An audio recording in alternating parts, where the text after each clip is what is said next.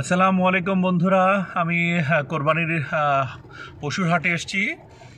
আজ এবার গাবতলীতে এসেছি, কারণ অন্যান্য হাটে এবার গরু অনেক কম। গতকালকে সারাদিন বৃষ্টি ছিল ঢাকায়।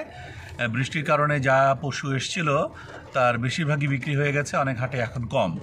তো ধানমন্ডি বাসা, ওখান থেকে আমরা দুটো গাড়ি দিয়ে আমরা 6-7 জন এসেছি গরু কিনবো একটা আনন্দমুখর পরিবেশে।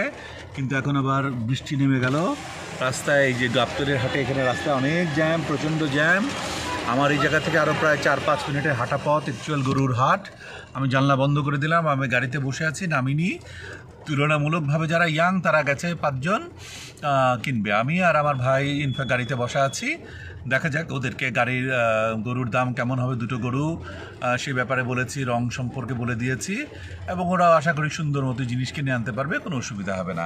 তো আমাদের সবার ঈদ সুন্দর হোক, মঙ্গলময় হোক, কল্যাণকর হোক।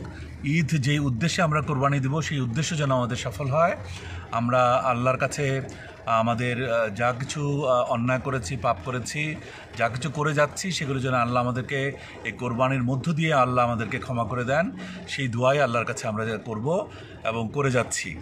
তো আগামীকাল ঈদ বাংলাদেশে, পৃথিবীর বহু দেশে এখন ঈদ হচ্ছে।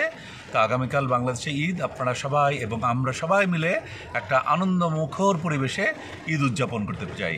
এবং আমি বিশেষ করে আমার যে নির্বাচনী এলাকা মতলব উত্তর এবং মতলব দক্ষিণ, চাঁদপুর 2, মতলব উত্তর এবং মতলব দক্ষিণের সকল আমার শুভানুধ্যায়ী যারা আছেন, আমি সবার প্রতি বিনম্র শ্রদ্ধা এবং শুভেচ্ছা জানাচ্ছি। সবাইকে ঈদ মোবারক। আল্লাহ হাফেজ।